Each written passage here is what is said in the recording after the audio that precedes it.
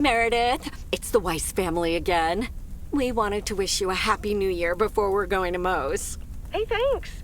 We've got a little over an hour left here before it's 1986. You'll watch out for those fireworks, won't you? They're so unpredictable. I will. I'll probably stay inside anyways. We've got 4 more hours to go, but Happy New Year! I'd rather be early than late. Are you going anywhere to celebrate? Thanks, Dad. We're all a bit drained after making the deadline. Some guys from the office were going to do a ER Kung Fu tournament, but I didn't feel like it. A Kung Fu tournament? On New Year's Eve? Yes, Mom, it's a video game. But Tess and I are going to watch Trading Places instead at my place. I think that New Year's Eve is overrated anyway. People seem to think it must be the best night of the year, but all you usually get is a lot of drama and a solid hangover. My New Year's resolution was not to make a big deal out of New Year's Eve anymore. And it looks like I'm not going to break it. But don't let that ruin your evening. I totally understand you, Meredith. My best New Year's Eve was actually one I spent all by myself. I don't know why, but that night I've never felt more at peace. And most parties aren't worth the hangover anyway. Maybe that's because you usually forget half of what happened. Sorry, Meredith. Your father's memory needs a little grease between the hinges. Like starting the car in time before going to Moe's? Bingo! Okay, guys, I won't hold you up. Have a great evening, and a Happy New Year. Love you.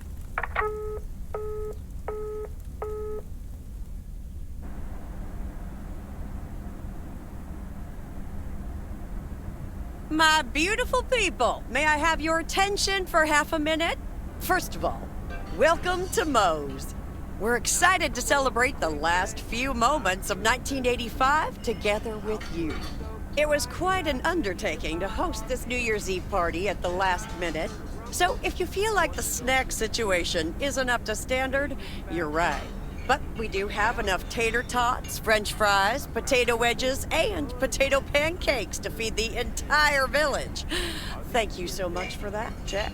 And thank you all for coming. Cheers to a great evening. Well, if it isn't my favorite KNW6 news team. And our favorite PO postal worker. Right, Gabriel? Indubitably. That means, for sure, I have one of those word of the day calendars. There we go. Champagne for my real friends and real pain for my sham friends. Hello, Mr. Price. So, is the segment on Providence Oaks in the can yet? Almost, my friend. Still have to shoot the countdown to the new year. Hopefully that gives us the ending we need. I've been promised a spectacle. Easy on the alcohol there, Connor. We still need you on camera. Can't have you slurring your words. Slurring my words? Whatever do you mean, Ilsa? Quit fooling, you guys. It's getting close to midnight. Let's set up and get ready. Showtime. Okay, getting into character. See you on the flip side, mailman. Hi, honey. There goes that Connor Price. Would you believe the motel had to custom order a blow dryer just for him? He tipped generously, though. Oh, is that Beth sitting over there? Let's join her. Good evening, my dearest of friends. Almost time for Auld Lang Syne, eh?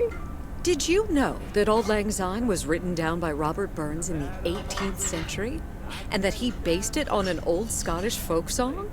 He wrote it to a different melody than the one we sing today, but I have to say I do like this version. And it's often sung after a special dinner where haggis is served, would you believe? I don't think I've ever heard it. But then again, I only listen to the car radio. Didn't they used to sing that at your grandma's around New Year's? Yes, you don't remember? Your uncle would sing completely off-key. Oh, that I remember. And not just around New Year's. Oh, my friends. Should old acquaintance be forgot and never brought to mind? Well, whatever the future brings, this old acquaintance here will be hard-pressed to ever forget you two. Same here, Beth. Absolutely. We wouldn't be able to forget you if we tried. Not that we tried, of course. And like you said at Christmas dinner, even if the reasons for change are sometimes out of our hands, let's focus on the new beginnings that come along with them. And what better time for new beginnings than New Year's Eve? Attention, folks! It's showtime! If you want to see the biggest fireworks show west of the Rocky Mountains, you better be standing outside in about 10 minutes. That's my cue. From a little spark may burst a flame, as Dante once put it. But I need to visit the ladies' room first, or I'll turn into a pumpkin. See you outside. Isn't she marvelous? I'm so happy for her, but I am going to miss Matthew. So will I. Seeing a parcel addressed to the bookstore always brightened my mood. It makes me feel a bit melancholic. Even more than I usually am on New Year's Eve. This odd feeling of looking back and forward at the same time, and now I'm doing that over a much longer period than just the coming and going of the year. I know what you mean, and there's nothing wrong with that.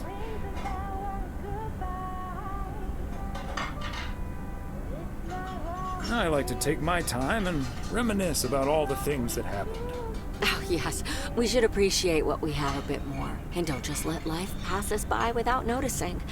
So let's enjoy the here and now. Our wise and beautiful daughter just taught us not to demand that this should be the best evening of the year, but we're allowed to try it, right?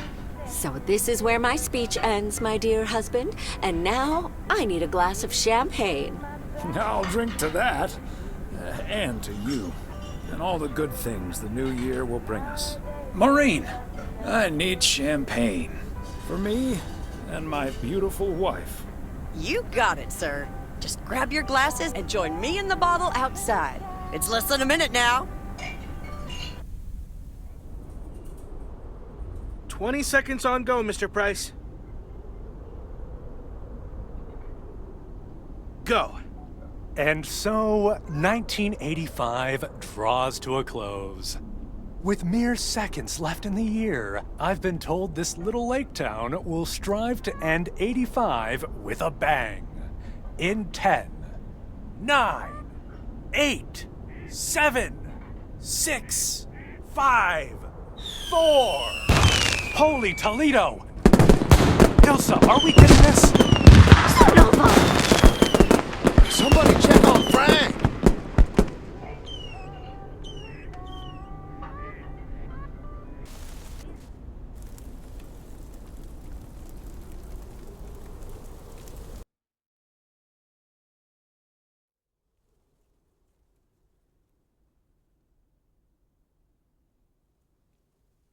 And that sure sounds like a delicious eggnog recipe.